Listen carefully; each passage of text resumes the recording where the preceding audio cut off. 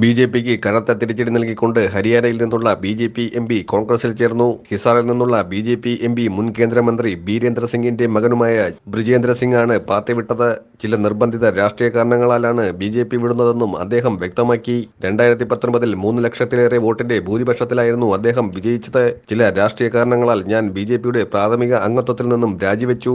ഹിസാറിലെ parliament അംഗമായി പ്രവർത്തിക്കാൻ എനിക്ക് അവസരം നൽകിയതിന് ഞാൻ പാർട്ടിയോട് നന്ദി പറയുന്നുവെന്നും ദേശീയ അധ്യക്ഷൻ ജെ.പി. നദ്ദ, പ്രധാനമന്ത്രി നരേന്ദ്രമോദി, അമിത്ഷാ എന്നിവർക്കും ഞാൻ നന്ദി അറിയിക്കുന്നുവെന്നും അദ്ദേഹം രാജിവെച്ച ശേഷം പറഞ്ഞു.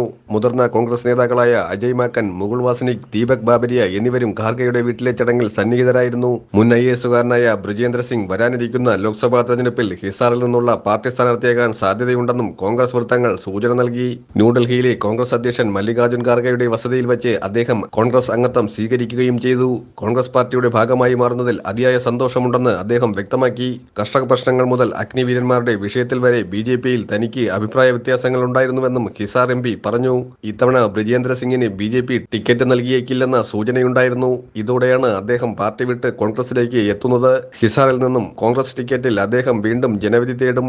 മേഖലയിൽ കൂടുതൽ സ്വാധീനമുള്ള ജാട്ട് വിഭാഗത്തിൽ നിന്നുള്ള നേതാവ് കൂടിയാണ് ബ്രിജേന്ദ്ര സിംഗ്. അദ്ദേഹം പാർട്ടിക്ക് പുറത്തേക്ക് പോകുന്നത് കർഷകരുടെ പ്രതിഷേധമടക്കമുള്ള വെല്ലുവിളികൾ നേരിടുന്ന ബി.ജെ.പിയെ ദോഷകരമായി ബാധിച്ചേക്കും. ബ്രിജേന്ദ്ര സിംഗ് പാർട്ടി വിടുന്നത് പാർലമെന്റ് തെരഞ്ഞെടുപ്പിൽ കാര്യമായ സ്വാധീനം ചെലുത്തും. മാത്രമല്ല, ഈ വർഷാവസാനം നടക്കാനിരിക്കുന്ന നിയമസഭാ തെരഞ്ഞെടുപ്പിൽ ബി.ജെ.പിക്ക് വലിയ തിരിച്ചടിയായി മാറുമെന്നാണ് വിലയിരുത്തപ്പെടുന്നത്.